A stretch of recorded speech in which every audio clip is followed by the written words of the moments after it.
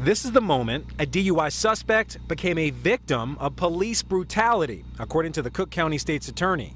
I don't have any comment.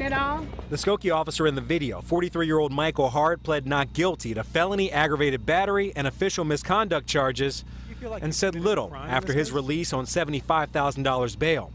However, State's attorney Anita Alvarez made it clear she saw an officer who crossed the line. Criminal charges clearly were warranted. The incident happened in March. 47-year-old Cassandra Feuerstein was arrested on drunk driving charges. The state's attorney's office says Officer Hart was upset because Feuerstein ignored his orders during processing.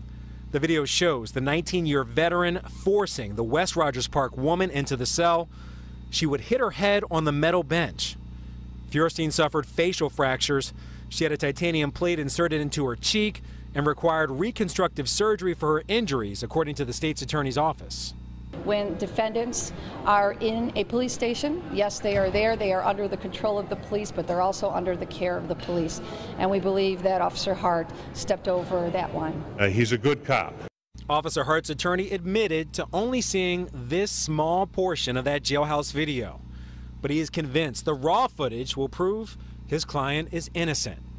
I believe we will see that the complaining witness resisted a lawful order of a police officer.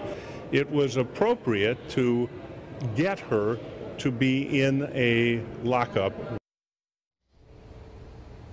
The village manager of Skokie released this statement saying the village is deeply concerned about the injuries suffered by a woman in the custody of the Skokie Police Department.